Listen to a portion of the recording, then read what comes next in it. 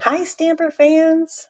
I'm Nan Gerlitz, independent Stampin' Up! Demonstrator from Bloomington, Illinois, and I am here to help you connect with your people, whether that's getting together to craft in a group or whether that's you crafting things to share with them. It's all about making and deepening those connections. So let's switch our view and get to crafting tonight. Oh, look at that! It's a new annual catalog. It is May 6th of 2024 as I am live here tonight and recording this. And finally, I can open the beautiful catalog and show you many, many beautiful things. So I am planning to do probably 3, I think, walkthrough videos of this because Stampin' Up! Has changed the layout of our catalog this year. Oh, I love pages like that. They're just so pretty. But it's structured a little bit differently. So I would like to kind of walk through those, and I'll be doing those soon because we just started this catalog, obviously, so that you can get used to that. But tonight, we are going to do a tri-panel card or a 3-panel card, whatever you want to say. And I am going to show you a cool tip that I saw a few times on the internet, so I don't know the original source, but it is a cool tip on how to divide any piece of paper, no matter the measurement, into 3 evenly divided parts pretty easily. So I think maybe we're going to have some mind blowing tonight. So because I know my mind was blown. And we will be using in colors tonight, the new in colors. So I have more to show you at the end of the video. So make sure you stick around. So the original one I did was in Pretty in Pink. And tonight I'm going to be recreating that, but in our Petunia Pop, which is my favorite of the new in colors. This actually was voted the favorite at our Stampin' Up! Event back in March. Gosh, that was already March.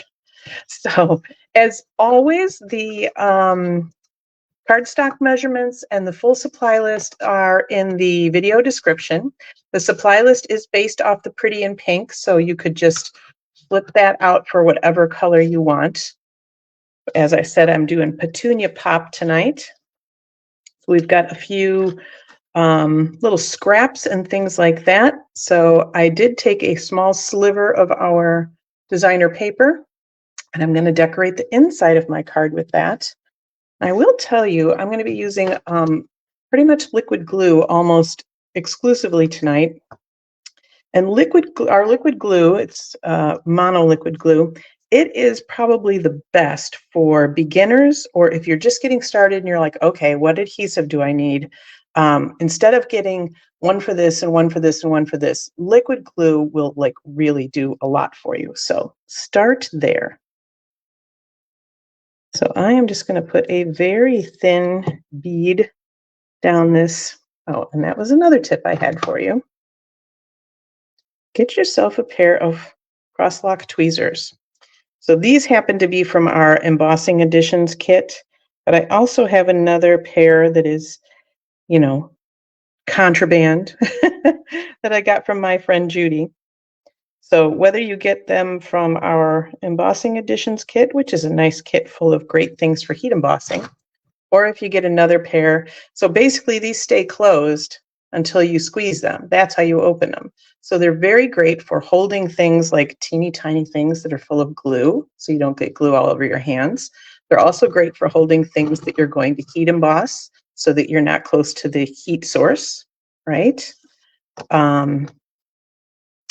And applying little doodads. So if you have little die cut leaves or flowers and things like that, they're really good for tucking them in places or getting them just right. All right, where's my glue? I almost lost it. Another thing I wanted to point out is I am using our silicone mat tonight. So when you have really any adhesive, but especially like our liquid glue, it's really nice to have a silicone mat down, because if any of the adhesive gets on there, you can just wipe that right off once it's dry, or you can rinse it in cold water and it gets completely clean. And that way you won't have like a sticky mess all over your grid paper. And it looks like this piece of cardstock. All right, let me see. I wonder if I didn't measure my, yes, my base cardstock is too big. Because most likely what I did was I cut a base for something else that was a little bit shorter. So I am, now that I centered that, I'm going to take 1/8 of an inch off each end. See, you too can do this. You don't have to be perfect. It's like you can fix just about anything. I could have just left it as it was and made it a little bit bigger card, but then it wouldn't fit into an envelope very nicely. So, okay, now we have that nice and centered. We have that nice little strip there. Okay, so now let's get to our panel. So what I did was I have a piece of the designer paper here that is 5 inches by 3 1/4. So 3 1/4 would be pretty hard to divide equally by 3, right? Into 3 equal parts. I have found also that it's easier to do this with the centimeter side of your grid paper or your ruler, whatever you're using. So I'm going to flip that over. So anytime you have anything that you are trying to divide equally, I'm going to line this up on my grid paper because I found that to be helpful. You're going to take a ruler, and as I said, I'm going to use the centimeter side of my ruler. There we go. Just because it's the numbers are closer together. It doesn't really matter what the measurement is. It matters what the numbers are. So I'm going to put the 0 up in the corner here, and then I'm just going to angle this down until I get to a number that's evenly divisible by 3, which I've got it at the 9, because 9 will go 3 times, right? So now I'm going to take my pencil, and I'm going to go straight up from the 3 mark, happens to be a centimeter. So sometimes if you want, you can use like a Post-it note, so you're making sure you're going up straight. I eyeball it for the most part. And then I'm going to go up from the 6 mark. And we're going to make a tiny little mark there. So let me show you. The reason I did this on the centimeter side, because my large numbers are farther apart on the inches side. So if I tried to go down here, I'd be like, gotta get to like, well, I could get to like 3.75, right? Like 3 3/4. But then that angle's way down here. And so I've got to like come up from this point. Now the cool thing is, if I go 1 1/4 and 2 1/2, it's exactly on those same marks. So as I said, it's just a less of an angle if you're going on the centimeter side, because you can kind of get there quicker, I think. So however it makes sense to you, just remember, you're not really worried about the measurement. You're just worried about the numbers. So you just need a number that's divisible by 3. Okay, so now I have my little marks. I'm going to bring my trimmer back in. Aren't you proud of me? I remembered to bring my trimmer over. So I'm going to put my little mark right in the cutting track. We're going to cut that one.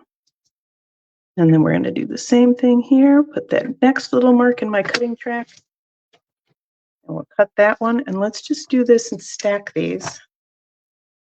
And look at that. Okay, that one's just slightly bigger.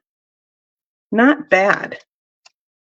So I could probably get more exact. I did on my sample. And I made a bunch of these. So you can get better and better at it as you go. And if your measurements are different, you know, maybe you won't have to angle your ruler quite so much, right? So there's several different ways to do it. Now I'm also going to do the same thing with my black piece. And my black piece, now I'm on centimeters, I cut to 5 1/8 by 3 1/2. So I added just 1/8 of an inch because I wanted a thin border, and I added just a little bit more on that side. What you can also do is just see where, if you're very good with the ruler, and I kind of am because, you know, been doing this a while. So I can see, and again, using centimeters sometimes is easier. That one's about 3 ticks shy of 3 centimeters. So if I just do this and say, oh, 3 centimeters, you know, that'll probably work. You can also measure your cardstock in centimeters, and it is almost exactly 9. So that's what I'm going to do. I could also do that same trick, angling my ruler instead and cutting this exactly in thirds. So there's a couple of different ways to do that. And it's funny, after I realized that centimeters kind of helped a little bit, I remembered that the Stamper Man, who I don't know if you all remember, but he now builds acoustic guitars. And I remember him saying that some of the instructions in the course that he bought are in centimeters and some are in inches. It just kind of depends what they're measuring and what's easiest to decipher and calculate. So apparently it's fine to just use 2 systems, whatever works, right? Okay, so I'm using the liquid glue on this one, mostly because liquid glue will give you a little bit of wiggle room. And you don't need a lot, so don't glob it on there. I start pretty much in the center. Yeah, I didn't cut that one so great. But it will give me a little bit of wiggle room, so if I'm too close to one side, I can squish it over a little bit before it dries completely. The nice part I like about this too is that you don't have to like let it dry forever. It only takes a minute or so.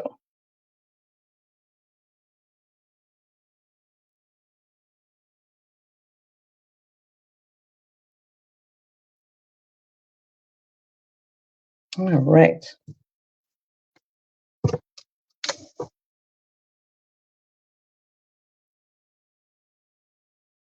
I always love these.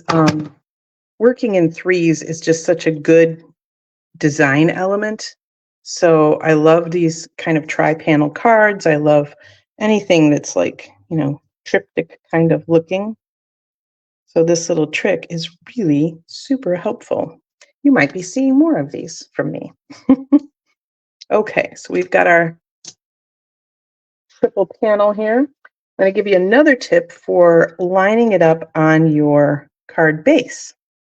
So I usually start by, just like anything, I kind of lay things out, decide, you know, okay, if it's at about how far I want it from the edges and whatnot. But the big trick is to always do your outside pieces first, and then you'll center the middle one based on those 2 outside ones. And I used to think it was best to start in the center, right? But because I could calculate the center, but then my outside pieces were always just a little bit off. So if you always work your way from the outside in.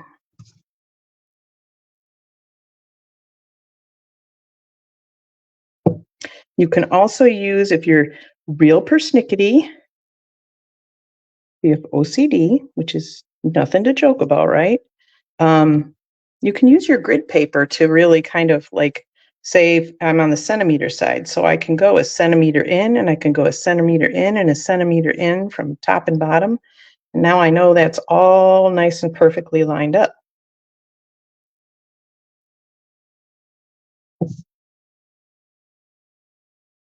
All righty. And then our center one.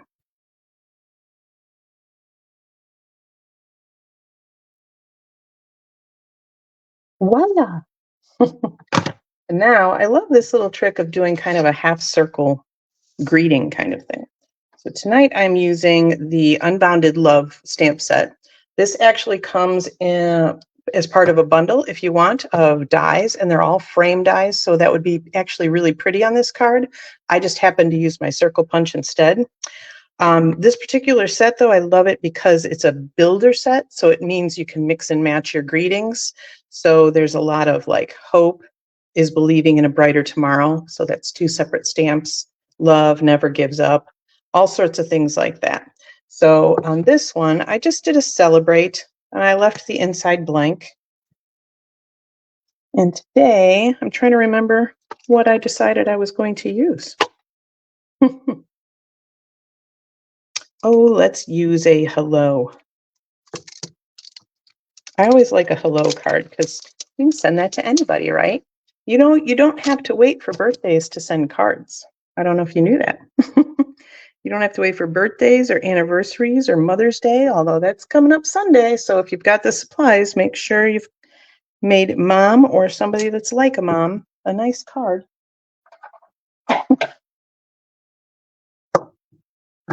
So, but yes, hello is great because that can be sent any time, right? So with this one, I just want it kind of close to the edge of the cardstock.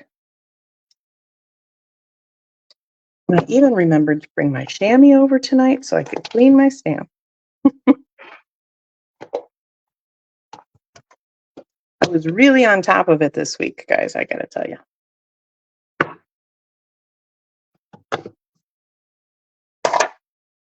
All right, we've got our hello. I'm wondering if there's anything we should put on the inside.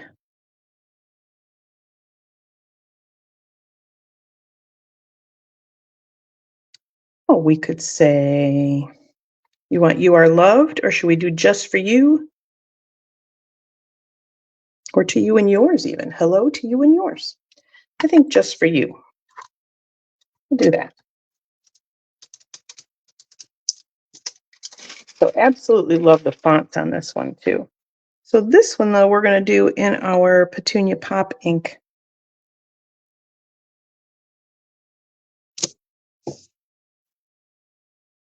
I'm getting really gutsy now, huh? I'm stamping after I've already attached things, which is normally not what I do. So if you are a beginner or if you if you tend to mess up, right? Then always stamp before you adhere things, because then you can just turn it over and use the other side. There we go. Beautiful. So I went with the very monochromatic kind of card design for these. So I'm using just all Petunia Pop with the cardstock and with the designer paper, and just that touch of black and a little bit of white for the greeting. Neutrals are okay. All righty. So now let me show you a nice little tip for how to punch this out and get a cool little frame around it. So I'm going to take this is the 2 3/8 inch circle punch. And you can make it however deep or shallow you want. I think I'm going to make it about halfway. You'll notice I put little marks on mine where the halfway point is on each side. And that way, if I want a half circle, it's a lot easier to do that. All right, so now once again, take a little scrap of black and our liquid glue. Remember, you don't need a lot.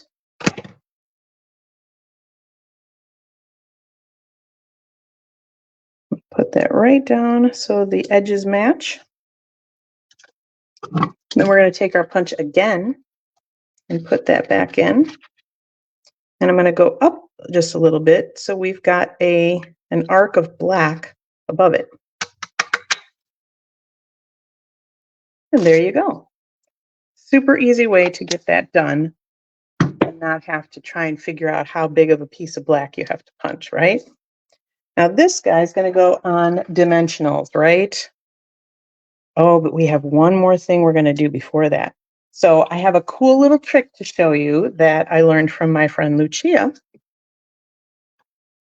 And it is with our Petunia Pop ribbon. So it has this binded edge, I think. Let me get real close to this. Yeah. So I want this to be bigger than my punch. So we could just put it behind there like that. We could tie a bow, all sorts of things, right? Instead, I am going to, there is a clear thread that binds the end of this, or the edge of it. I'm going to need to get this close to my eyes. Because my eyes are 59 years old, so they don't see as well as they used to. And then you can kind of start picking that apart. I think I ended up making a bunch of cuts the other day.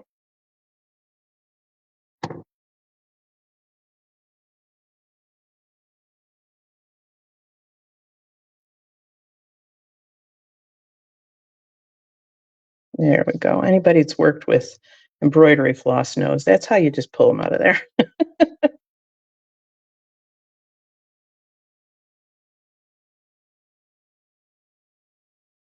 So we're literally going to just pull this into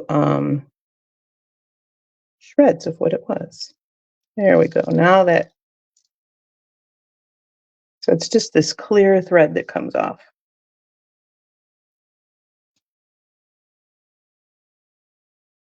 And yes, I remember her saying this now. If you do it from one end, it just comes right off like this. And if you do it from the other end, it does not.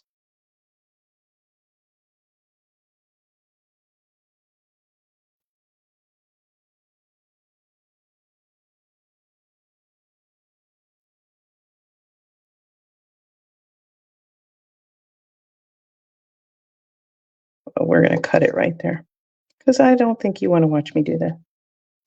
Fight with that anymore.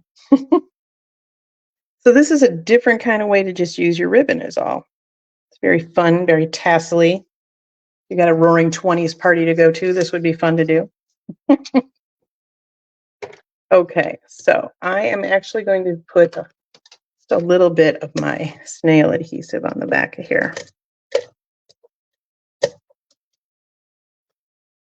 I forgot about my ribbon part, so I didn't think about that with the adhesive. I'm going to lay that down there, and then I'm going to put dimensionals over the top to help hold it.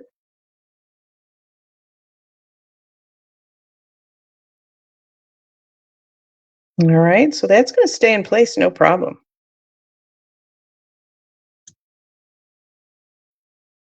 So I could have used my liquid glue for that, but I would have had to wait a little bit of drying time. And I don't want you to have to wait and just watch glue dry. That's not a fun video.